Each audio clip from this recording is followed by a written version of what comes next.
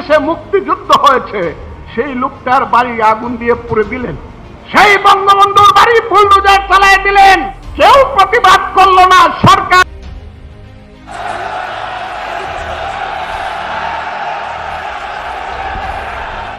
শান্ত সংসদ হঠাৎ যেন রণক্ষেত্র। রাজনীতির মাঠের উত্তাপ আছড়ে পড়ল পবিত্র সংসদ ভবনে।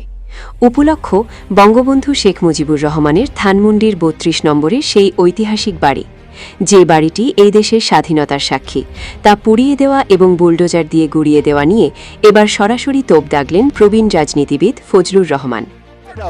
এই যে দেখেন তারা কি ধরনের আচরণ করছে।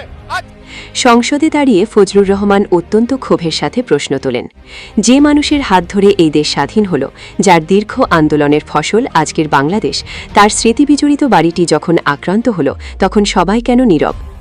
বঙ্গবন্ধু শেখ মুজিবুর রহমানের আন্দোলনের কারণে এদেশে মুক্তিযুদ্ধ হয়েছে। সেই লোকটার বাড়ি পুড়িয়ে দিলেন, সেই বঙ্গবন্ধুর বাড়ি বুলডোজার চালিয়ে দিলেন, অথচ কেউ কিছু বলল না, সরকারও কিছু বলল না। ফজলুর রহমানের এই মন্তব্য কেবল একটি অভিযোগ নয়, বরং বর্তমান রাজনৈতিক পরিস্থিতির ওপর এক চরম কটাক্ষ।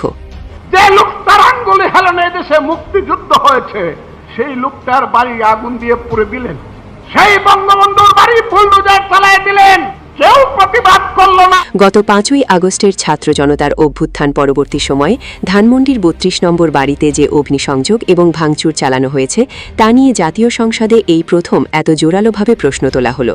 তার মতে, রাজনৈতিক মতপার্থক্য থাকতে পারে, কিন্তু জাতির পিতার অস্তিত্ব এবং তার ইতিহাসের ওপর এমন আঘাত মেনে নেওয়া যায় না।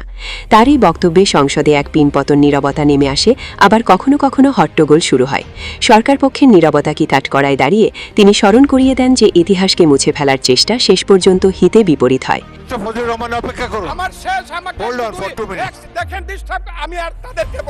প্রিয় দর্শক, ফজলুর রহমানের এই সাহসী উচ্চারণ কি নতুন কোনো রাজনৈতিক সমীকরণের ইঙ্গিত দিচ্ছে, নাকি এটি কেবলই একজন রাজনীতিবিদের ব্যক্তিগত আক্ষেপ?